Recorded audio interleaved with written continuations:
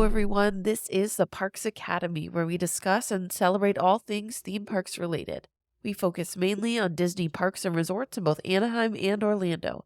My name is Paige. My name is Steven. And today we are starting our series on defunct Disney attractions. We certainly are. And it's funny because we were back a couple weeks ago and then we took a 2-week pause because of family stuff. And now we're back again. And now we're back. Now we're like maybe officially back, but I don't want to put out any more promises. Yeah, well, we didn't make a promise last time. No, we didn't. We just said we were back, and that could mean any number of things. That's true. I'm going to I don't know. Are we going to continue on with this whole what are you excited about thing? Because I completely forgot that we were going to do that when I started recording, and I'm basically dropping it on you. I was planning something. Okay, great.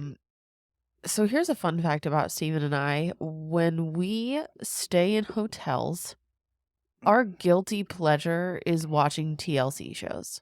Like, the trashier the better. We love it. We soak up some TLC. For some reason, we just never watch it at home. It just was not a thing we did. It was like when we were traveling, we just watched this random channel that we always had at home. But for some reason, it seemed more appealing in a hotel. So when Steven's family comes to visit, for some reason, we feel like we're in the same mode of like not at home by ourselves watching our normal stuff. So we watch TLC shows with them. And we have recently been diving into the world of Amy and Tammy on 1,000-Pound Sisters.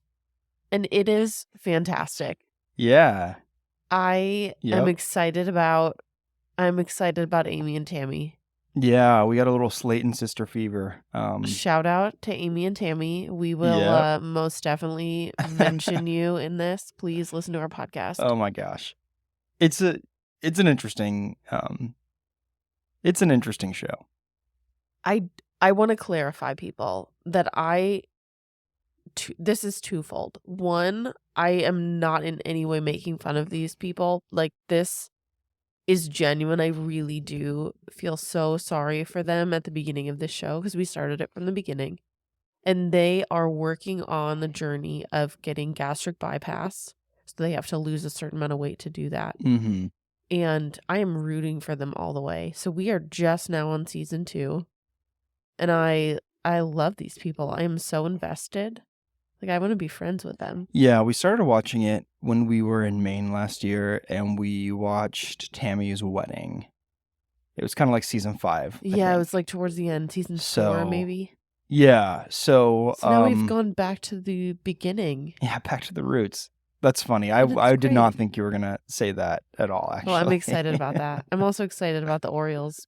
We went to a game today, and that was a lot. We went to a game for kid. It was like a kids game, and we met JJ from Cocomelon was there. We sure did. That was all right. Nothing wrong with that. Yep, our kid loves YouTube, and gosh. What did we do? We stood in line to meet a ginormous, fuzzy version of JJ. Just terrifying. The weird thing to me about it, is that it was, obviously the big thing was that kids got free hats, which is fine.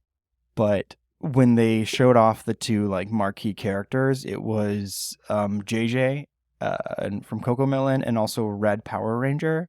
So it was 2 like, it didn't, I guess JJ's not obscure, but it just kind of felt like a strange sort of Venn diagram of characters who presented themselves at this thing. So yeah, I feel like those costumes were nice enough and readily available. Right. You know what I'm saying? No, sure. Because when we went to the Marvel night, it was like a knockoff Captain America costume. It's true. Like a knockoff Black Panther costume. But these costumes were legit. Like, they were pretty legit. Yeah, it was cool. It was definitely pretty cool. What are you excited about, sir? I'm excited that we are coming up on there's a second season of Tales of the Jedi was announced, which I think is going to be pretty cool. And then also Acolyte, the next Star Wars TV show, is a big trailer dropped for that a few weeks ago. That's the Is one that that's the one July that kind of, yes. took place like well before the old Republican stuff, I think. So I'm excited about that. Obviously, since we haven't really been doing the show much and we haven't really been able to go to Disney in over a year at this point, some of my adjacency directly to Disney has been a little bit fraught. So it's really nice, to kind of be getting back into it and to kind of be thinking a little bit more about, what's going on in the world of Disney and Disney Plus. And but can we actually take a second, just a second, since I said Disney Plus, and talk about You're mad. Disney Plus's new branding? Yeah, you're mad. I'm not mad about it. I just think it looks bad. Yeah, you're mad from a graphic design standpoint. Yeah, it's strange because it was nice, and then it went to this really weird kind of teal color, almost like a seafoam green teal. It just, I don't think it looks very good, With a and very I would love early to hear. 2000s gradient, mind you. Do you think that it has to do with like the blend of Hulu and Disney?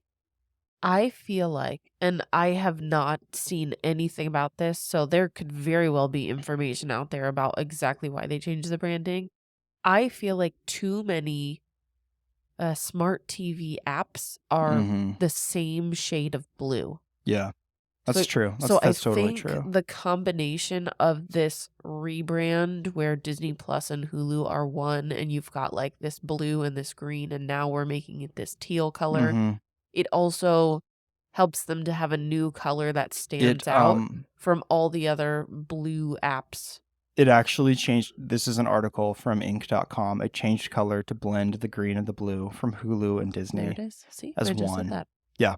So you are dead on by that. So I I do. just think it was very jarring to look at, but I can understand.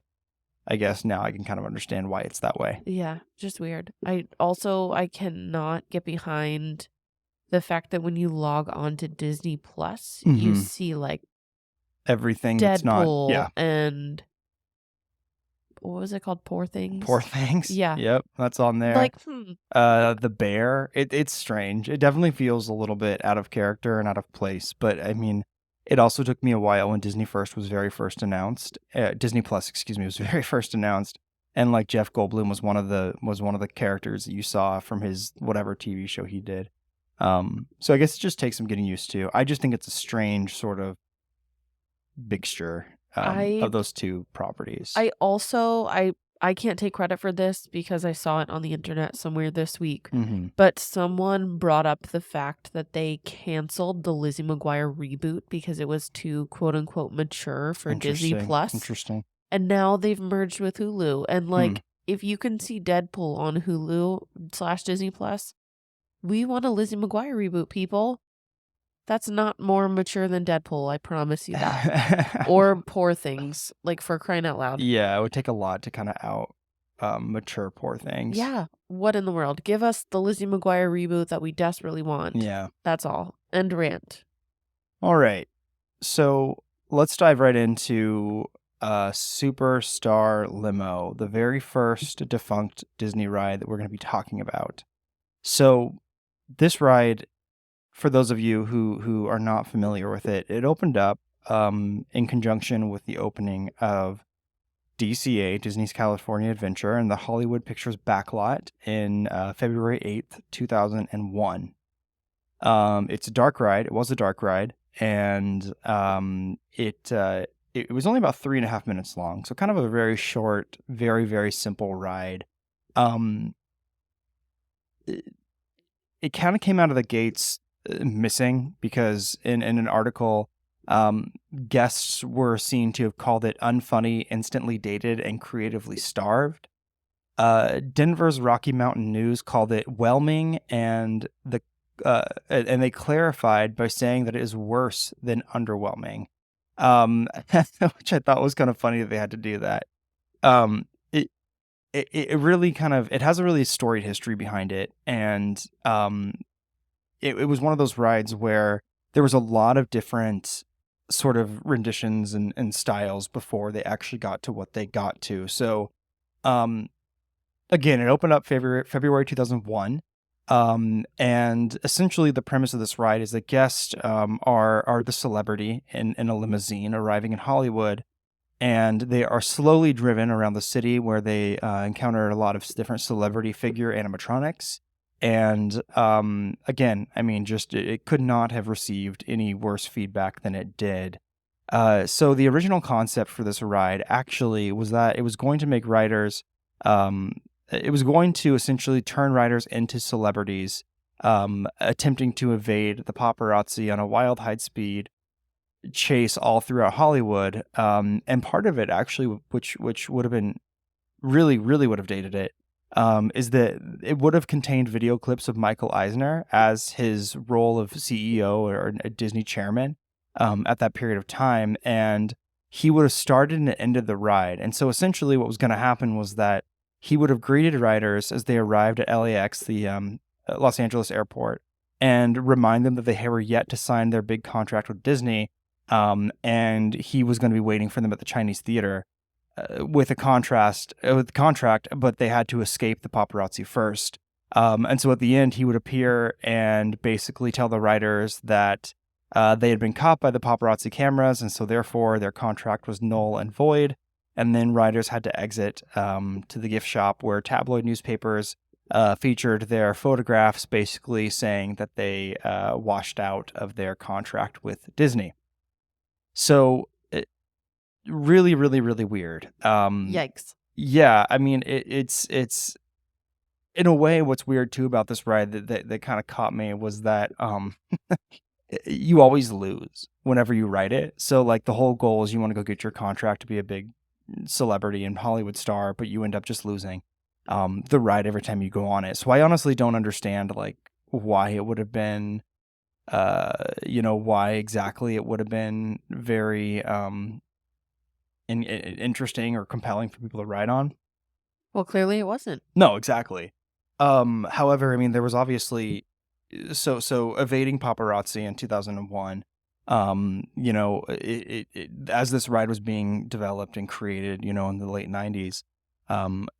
Is there any particular event that you could think of that might have dissuaded Disney Imagineers from moving forward with a high-speed chase from paparazzi? Well, the very second that you said it was designed originally to be a paparazzi chase, I thought they could not have gotten away with that in 2001 after our beloved Princess Diana. We lost her in a paparazzi chase. Precisely, right. I mean that's it. It just would not have worked out. Obviously, her passing on August 31st in Paris, 1997. It really causing Imagineers to have to rethink the ride. And so they ended up basically taking everything out of it, where they said that Eisner was going to be replaced by a fictional Hollywood agent, and the ride was going to be slowed down immensely. And there was going to be a lot of like visual gags and stuff that were going to be absorbed at high speed, but they no longer made sense with the ride. And so what they ended up doing was putting in celebrity figures to compensate for the change in speed. And so it really kind of fizzled out in a huge way.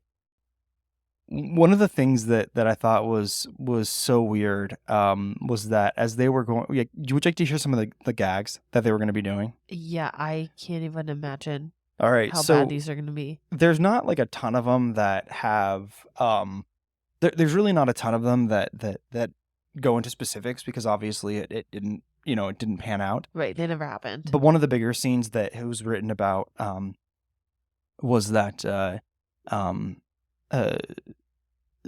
guests would have approached the historic Tale of the Pup of the Hollywood walk-up eatery that's shaped like a giant hot dog in a bun, like giant dog in a bun. You know what I'm talking Yeah. about? Have you seen that? Yeah. And so this really hasn't aged super well, but behind as they're coming up on this area, they see a grotesquely fat man that is dressed in white rhinestone studded jumpsuit. And there was going to be just absolute clear sounds of flatulence. And Nice. then in the frantic and wild style of Mr. Toad, you were going to dart away at the last second, only to see that the man, of course, Elvis Presley, was the sound was coming from him squirting mustard onto his hot dog. How So like it's like classic. really lowbrow, crappy humor that I just don't think would have really landed.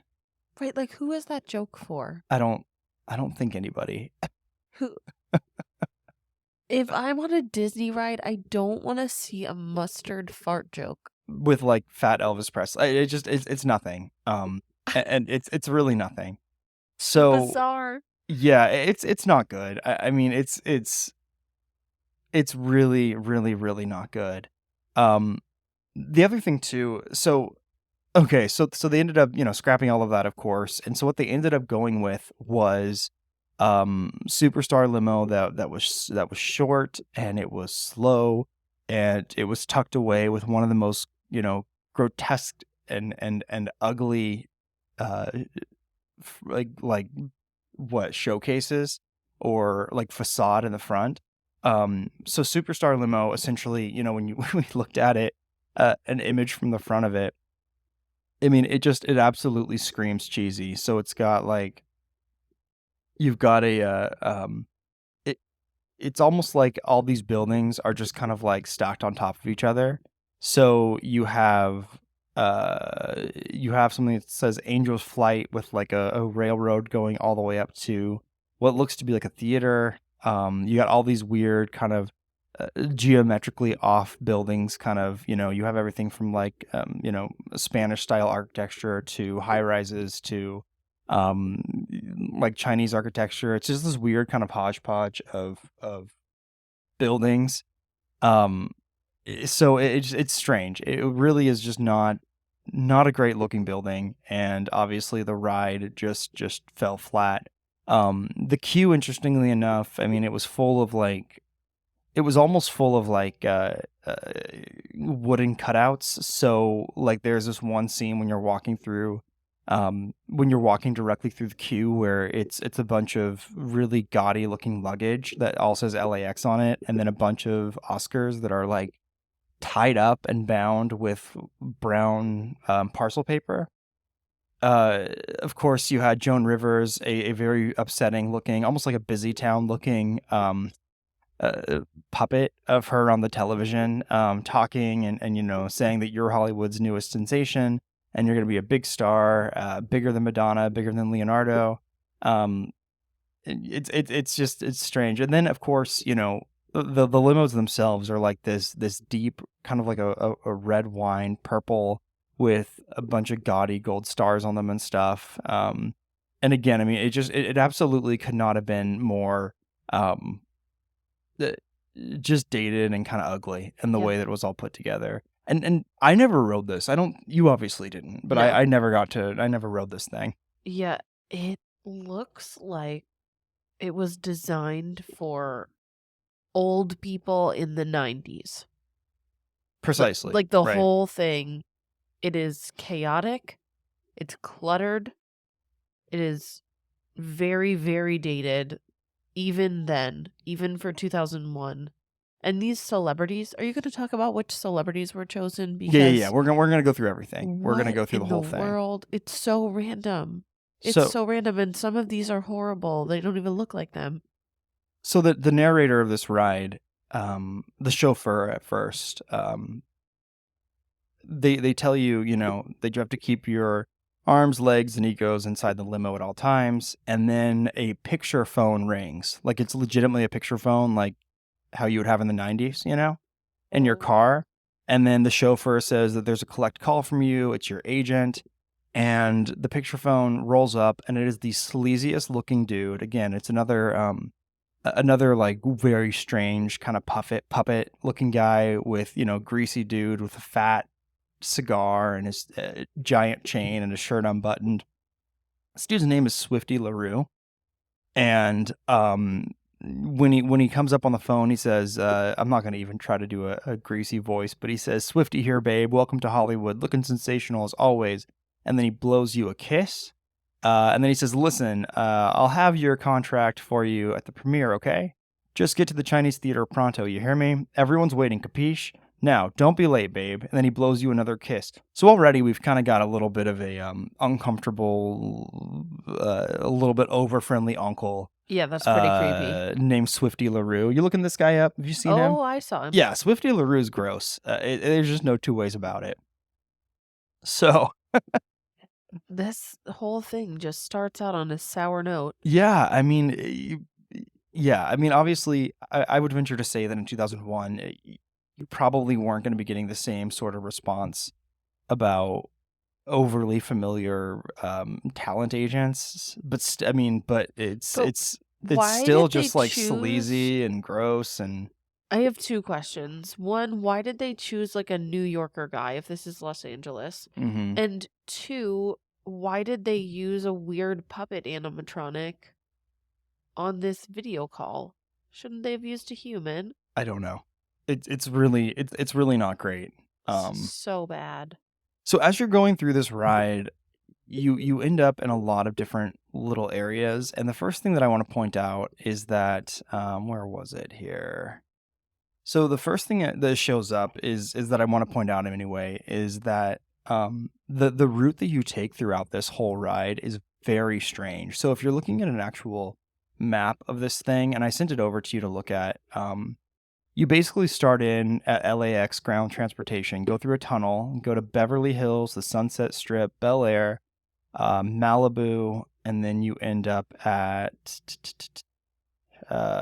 your premiere in Hollywood, and then you end at Melrose Avenue, which is, I mean, I'm not from LA, but I know enough about it to know that that's one of the most obscure ways to navigate that part of part of California. Yeah, they didn't do anything in order at all.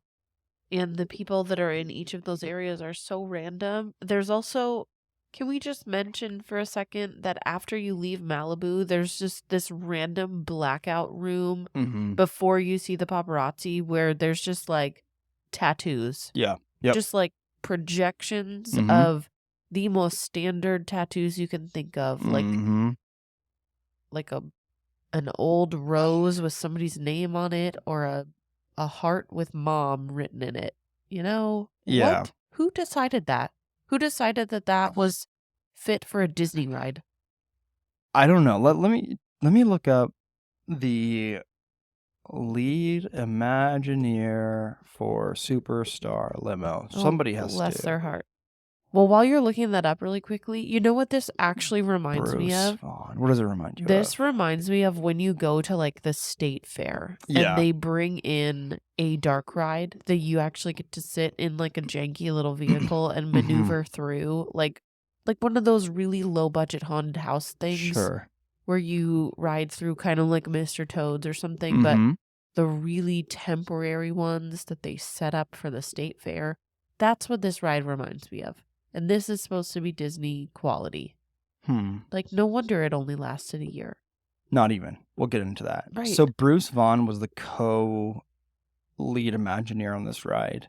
He looks familiar, and I can't quite pinpoint everything that he's done. But it looks like lately he is the CEO of Dreamscape VR, so he's really into VR. And he was previously the CCE, the Chief Creative Executive for Walt Disney Imagineering. So I was trying to see if he had any other big fumbles in his career, but I'm not really seeing anything that kind of stands out specifically to me. Well, good. Hopefully he didn't just totally bomb the rest of his career. Hopefully he learned his lesson. Yeah. So okay, so where were we? Oh, we were talking about the tattoo room. We sure were. Yeah. Tattoo room. Super weird. Super weird. Yeah, what in the world? All right, so let's kind of go over some of these. So in order, as you're driving through this ride, you run into the first person you run into is Regis Philbin, who I recognized because that actually looked kind of like looks him. just like him. And that's on Rodeo Drive, and he is peeking out from what appears to be a Who Wants to Be a Millionaire type backdrop that looks like it's painted for a children's summer camp. Yep. And he's holding out a bunch of very clearly fake dollar bills. Yep. With a silky jacket and a bright blue tie. and then as you continue going, you also run into as what the chauffeur refers to as the vivacious Melanie Griffin and dashing Antonio Banderas. Yep. They look terrifying, and they Yep. look like they're both holding some kind of a milkshake, perhaps, Yep. or maybe not. And Did then not recognize them. no, I wouldn't have been able to. I would have said maybe that's John Stamos, perhaps, maybe. Yeah, no, I did not recognize them. Well, and the thing that really gets to me is that if you look at this photo, the picture of them, there's like a poor bellhop holding up all of their luggage who's about to tumble over. Oh, Poor bless his guy, heart. poor fella. Continuing on kind of through this here, you've got Hollywood beauty Cindy Crawford, the chauffeur's words, not mine. And she's from she's dressed in some kind of a leather skirt and a sparkly top, holding I'm not sure what. And maybe it's a bottle of perfume because she's standing in front of a building called Dollars and Cents, SCENTS, and the C has a little like the cent, the little cent symbol. And the other thing too about this stupid ride is that like there's a lot of puns that just don't work at all. Yeah, no, not at all. Next up, they run into on the Sunset Strip, funny man Tim Allen, who he's playing at Laughter Shocks, which is a horrible Los Angeles play on Aftershocks. If you told me you would give me $1,000 if I could guess who that was, Mm-hmm. I would not have been able to tell you that was Tim Allen. It doesn't look like him, no. And was this pre or post his arrest? I have no idea. I did Let's not know he was see. arrested.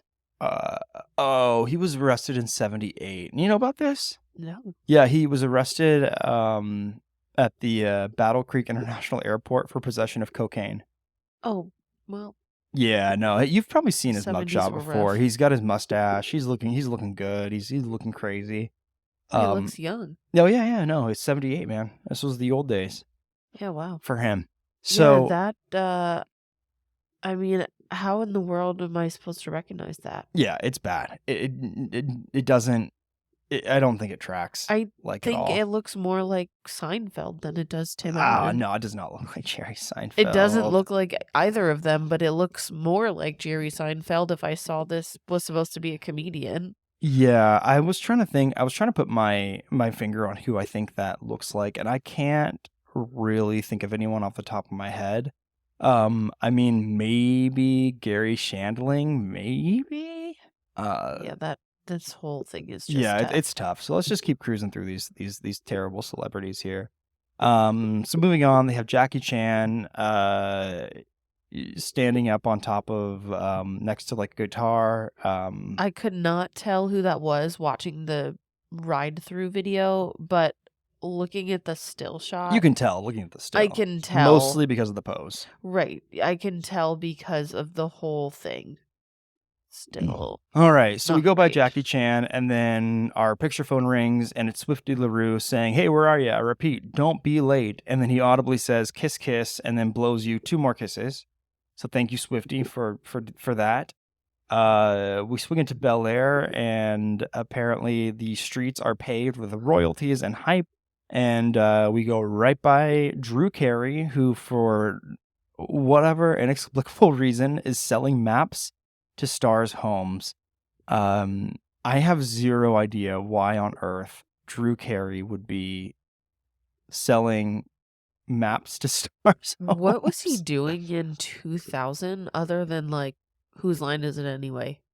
Let's see. Was he doing anything? That's the only thing I know him from. Drew prior Carey, to 2001. Wheel of Fortune, he had a cameo at WWE in 2001. Oh.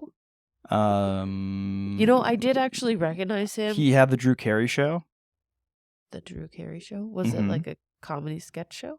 I never watched it. We're terrible pop culture people. Well, I mean, from 2001, I was 6. Yeah, but the number one thing that it's really kind of showing off here is Drew Carey's WWE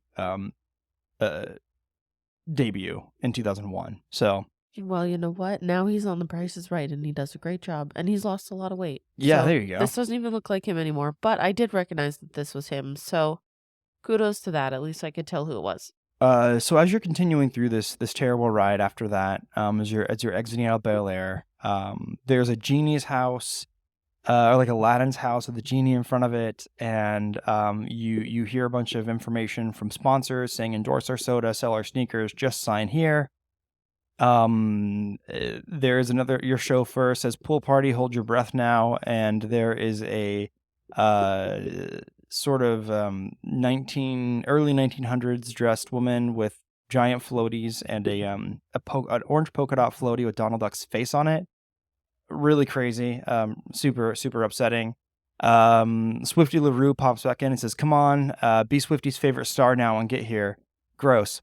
The chauffeur then takes you through Malibu, where, quote, where the beautiful people become even more beautiful, is what he says.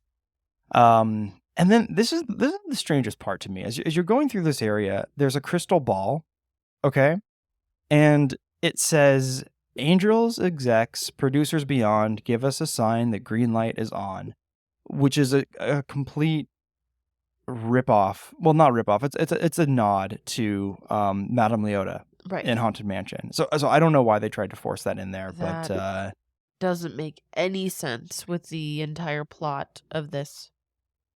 This is bizarre. All right. So the chauffeur then takes you and he says, "Why the always entertaining Cher?" Then the chauffeur says, "Tattoos are all the rage. Shall I ink you in for one?" Ink you in for one. Shall I? Tattoos are all the rage. Shall I? And then it says in quotes, ink you in for one. Like eke you in for one? No, I think ink, like write down your name in ink. That's no good. So the funny thing about Cher is her eyes are closed, her hand is kind of out, and she's literally wearing fishnet stockings. You see this? She does actually kind of look like Cher. Oh yeah, she looks just like Cher, no question. But also, she kind of looks like Madame Leota. Yeah. So I wonder if they did that on purpose. I don't know, but are you catching the fishnet stockings? Oh yeah. Yeah. She kind of looks the way that she's sort of standing there, just sort of, she kind of looks like no, I guess it doesn't matter. She just looks like she's it doesn't. There's a bunch of I don't want to be rude to Cher. She just looks like she's working. Yep. So then there's paparazzi, look up, say cheese, show us your pearly white, smile for the camera, 1, 2, yow. And then he falls off his ladder. And then the chauffeur says, everywhere you turn, there are Hollywood studios, which is nothing. You go to the Superstar Studios, and then you do end up in like a kind of like a prop department, where everyone's yelling at you to read their script. And there's a giant like Godzilla leg. This is a little bit rough, but literally like the hills are on fire and houses are sliding off of them. So, not great, Hollywood. Great. Love that. Not great. And That's then fantastic. you kind of just start getting to the end here, and it all starts kind of coming to its giant crescendo where you are at your very own premiere, and Whoopi Goldberg is there at the Chinese theater ready to greet you, and she says that it's Hollywood's newest sensation, and you know what that means, don't you, baby? You've arrived. And I don't know how many people need to call us baby, but it just continues on. The Maxiplex theater, where it just says you, which makes 0 sense. And they say, as they say in this town, looks like you are big boffo, and don't let it go to your head. There's a really upsetting looking soda with enormous ice cubes and some very oddly shaped popcorn. And then it says, now showing you, the story of you at the very end, directed by you Productions, YOU. And everything is all, it sucks. I mean, everything is all about your show, and it's just really bad and poorly thought out.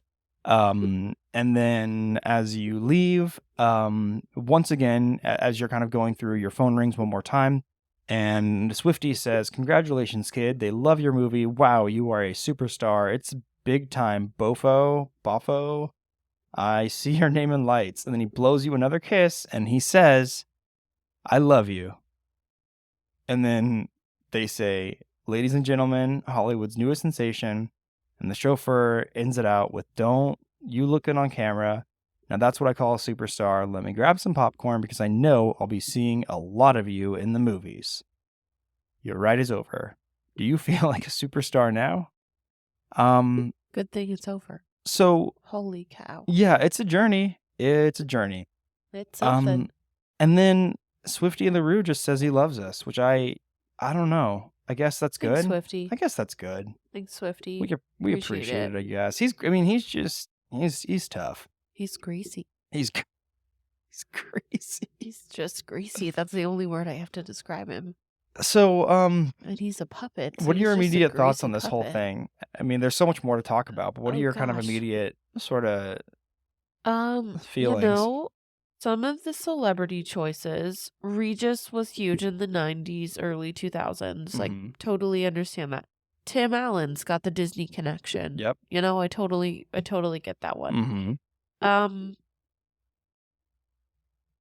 Everybody knows who Cher is. We know Cher, yeah. And Whoopi was huge in the 90s. So, like, some of these make sense, but I'm Mhm. just like, were these really the, however many there are, eight most popular, well-known people that they thought kids and adults would all recognize in Disney World or in Disneyland? Mhm.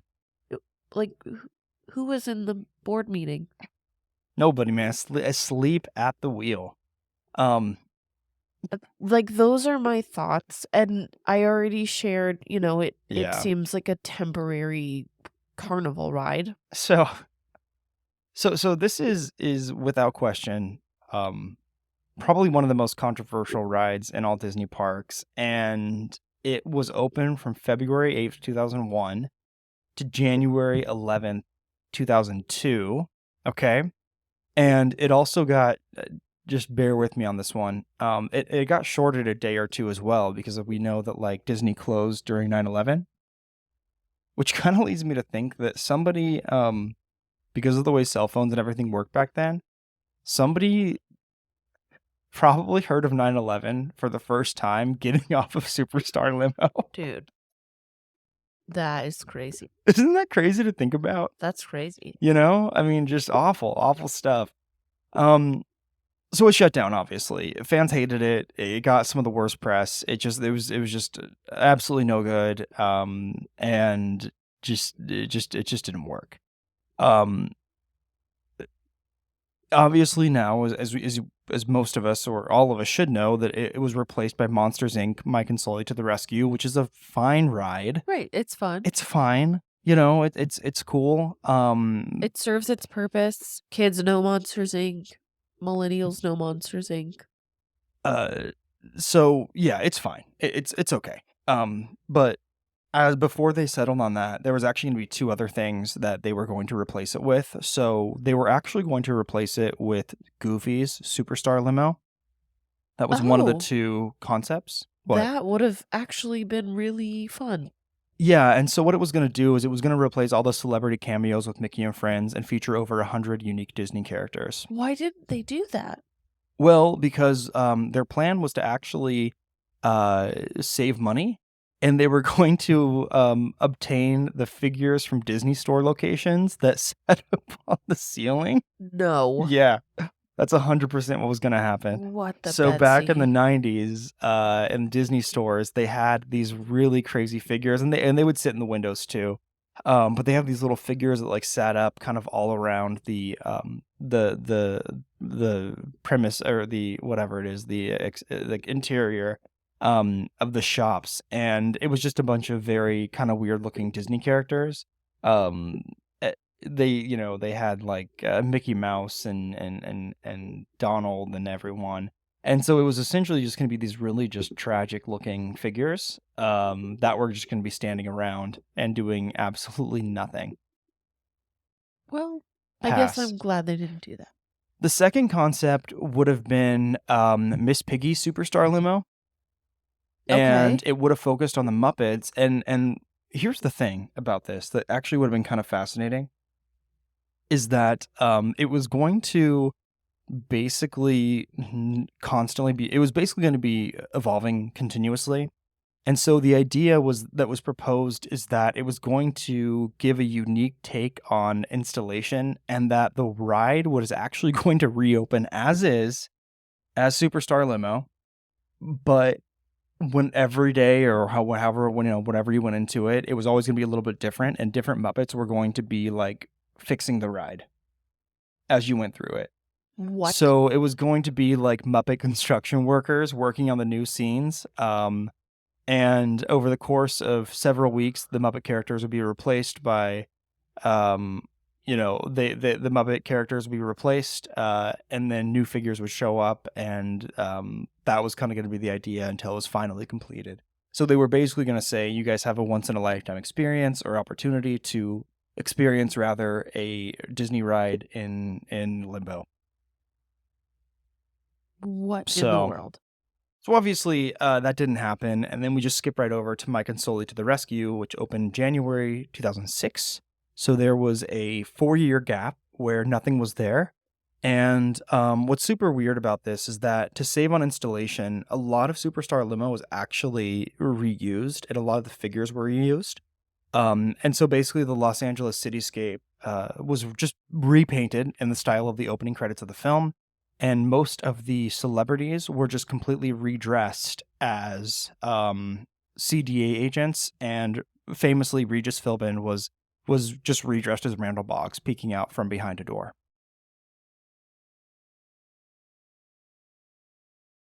And I think probably the most disturbing one out of all of these reissues was if you look it up online and you look at Drew Carey as as one of the like who replaced him, there's a CDA agent literally holding up like little pamphlets or cards, and he has the exact same position. Do you see what I'm looking at? Oh yeah. Where do you think they did with his head? What in the world? Because my guess is they decapitated Drew Carey. Yeah, they just took his head. So the question is, where is his head? That's the number one question I have. It's somewhere. Where is his head? It's somewhere in the Disney storage. So, Ew. Yeah, I mean, and there's a handful of these examples. So I mean, you can look at there's speculation that Jackie Chan is replaced by like a CD agent like propelling from the ceiling. There's just all kinds of stuff, but probably the most egregious, of course, is going to be the Drew Carey one. The other thing too, specifically, is that if you look at a side-by-side comparison, which is interesting because I've watched a side-by-side of these two rides together, the limousine is the exact same car as the taxi from Monstropolis. The entryway, when you go down, there's it's kind of like this hallway full of bright lights. Nothing there has changed whatsoever. It's the same from Monsters Inc. to Superstar Limo. Every room is essentially the same. There's really no major changes at all. And so what you kind of end up getting, including the line and the queue, actually. So what you end up getting is just a scraped together version of Superstar Limo, but with Monsters Inc. instead, and it's pretty bad. And so now we have kind of this strange Avengers campus adjacent ride that sits blank back where Muppet Vision 3D used to exist, and a stage and all kinds of stuff. So it's a bad situation, I think. But that's kind of the long and short of it. I mean, like I said, even the queue. I mean, the video screens are the same. They have the same like car phone that's on the side of the taxi that just plays clips from Monsters Inc. That's so weird. So yeah, that's it. Again, unfunny, instantly dated, and creatively starved, this ride. We really started with a doozy. Well, that's it. I mean, save the worst for first. I guess. I have a question for you. What is your question for me? If this ride were to have been created in 2024, which celebrities do you think would be on there? It's a great question. I think you're probably going to see Ryan Seacrest on there. Oh, that's a good one. More than likely. There's 10 people. Okay. Do you want me to give my 10 and then you give your 10? Sure. All right. So I'm going to say you got Ryan Seacrest. I'm going to say you got Lady Gaga. I'm going to say you've got Dwayne "The Rock" Johnson on there. Now, remember, too, Disney's about money, and so I do believe that it would be people who are, kind of Disney legends, sort of. There's actually only 9. Sorry. Okay, that's fine. I got 3. I think that you're probably going to see, Lady Gaga, Ryan Seacrest, Dwayne Johnson.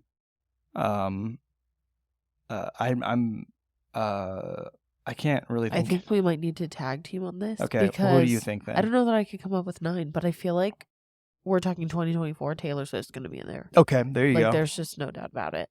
There you go. Okay, yeah, that's true. That's true. Beyonce. Yeah, okay, so we got 5. No, they can't all just be singers. Yeah. But I do think you were onto something with Dwayne "The Rock" Johnson. Leonardo DiCaprio, maybe? Yeah. Johnny Depp would be on there. Well, maybe not now. Why? Because, What did he do? People feel conflicted about him. No, didn't Amber Heard poop on his bed? You have opened a can of worms on this podcast, my Didn't friend. she poop on his bed and then throw bottles at him? You've opened a can of worms. Well, I thought he threw the bottles. I don't know who did what. I don't know. That was one of the least interesting things that has ever happened. I was not paying attention. But we do know that she pooped on his bed. I believe that she was indicted for that. So it would just be a bunch of snork celebrities. I can't really think of anyone like seriously, but just a flawed ride from the start. Yeah, weird. I don't know who else would be on there. There's got to be people like Ryan Seacrest that aren't also just Ryan Seacrest. Miley Cyrus? No, she wouldn't be on there. No, probably like in 2004 or 5 she would have been on there. No, she wasn't famous yet. I don't know. It was like 2007 or 8. Okay. When Hannah Montana came out. Yeah, I honestly don't know because it's just a lot of it was singers and action heroes and game show hosts and stuff. Well, who's in every movie now? Dwayne "The Rock" Johnson. Who's in like every movie other than Dwayne "The Rock" Johnson? Maybe Ryan Gosling. There was actually someone who I kept thinking about who's getting work. Margot Robbie's getting a lot of work. Yeah. Oh, you know what? That beginning when there's 2 people together, it would be Margot Robbie and Ryan Gosling, or Emma Stone and Ryan Gosling. I mean, let's see. Jessica Chastain's working. Matt Damon. Scarlett Johansson, maybe. Scarlett Johansson. You know what I think? Oh, come on. Timothy Chalamet would be on there. Oh, Timothy Chalamet. Timothy. I had a conversation with my dad last week about Wonka, and he's like, movie sucked? And I was like, what? And he goes, Wonka. And I was like, no. We didn't hate that movie. I was like, Dad, what you got to understand is there's chocolate and there's chocolate. It's like, that's what you need to understand about this whole thing. The movie ruled. He's like, that was a waste of time on the plane. I'm like, no, it was not. I would have watched it twice. So freaking funny. Yeah, I feel like you think about the jankiest wax museum you've ever been to. That's this. This is like pure Fisherman's Wharf, San Francisco, crappy wax figures. Worse. Yep. Because they were like cardboard level. Yeah. Backgrounds. Precisely. So bad. Yeah, really not great. Really not great at all. Well, hooray. Yeah, so that's kind of our start with with these with these awful with these terrible rides. I guess my final thought with this is Rock and Roller Coaster came out before this attraction. Yes. Was it 99? I think it was 1999. And regardless, it came out before this ride. Why? July 29th, 1999. 99, right. Why in the world would you take such an incredible ride like Rock and Roller Coaster, make it low budget, slow, a worse plot, yep, slower, no realistic digital version of celebrities. Right. I have an answer. There actually is an answer for this, because at one point discussion was that they might bring over Rock and Roller Coaster to California, and the answer to that is that they had no money. Well, that's what I'm saying. But then just don't make a low budget version. Yeah. I don't know. 'Cause They they had wasted- no money. I'm sure it was a space issue. There They was probably a wasted lot of things time and that, money, that though, went with it. making a ride or an Mhm. attraction that Sure. didn't even last a full year and people hated. Yeah, no, I get it. It's better to not make a crappy ride hmm than to make a ride at all. I understand. Better Yeah. to have. Yeah. No, I'm with you. I'm 100% with you. I was on Disney.fandom.com, and I kind of got a little bit. I almost said sidetracked. And I found a dual Funko Pop of Mickey Mouse and Jose, and Mickey's holding a Dole Whip.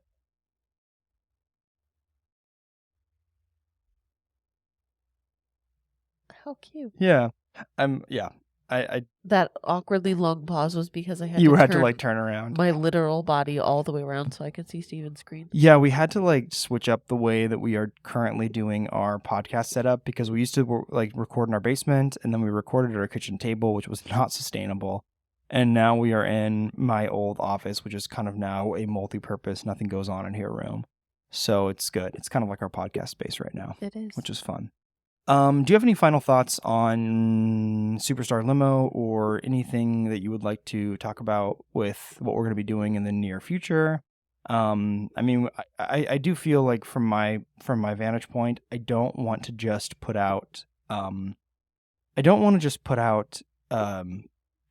like defunct episodes that are rides that are beloved. Like I want to be careful not to just do stuff that just closed down, but like are actually kind of like, what on earth happened to this even? Right. It doesn't mean that we can't do, it certainly doesn't mean that we can't go out and do, the Great Movie Ride or anything like that. But I would love to try to stay as close as possible to, like rides that are real head scratchers. Well, yeah, we talked a little bit about some of the ones we were thinking, but yeah, we'll have to see. We'll have to see what we decide on next. We don't want to make any promises or any spoilers. You'll just have to listen to our next episode to find out. There you go. So thank you, everyone, so much for listening to our show. We do really appreciate you guys and your patience as we've kind of figured out our pacing and our way here. Thank you so much to our incredible sponsors, Deep Cut and Neo Sabers, for sponsoring our show and being continually fantastic partners. You can get discounts on their website using the codes TPA10 when you check out, and links for that are in the show notes. If you'd like to follow us on Instagram or on Facebook or YouTube, or check out our latest blogs, you can find us very easily at the parksacademypod.com, and all of our links are there. And finally, if you would be so inclined to leave us a kind review on Apple Podcasts, that goes a long way and is extraordinarily appreciated. Thanks again so much, and we will catch you next time.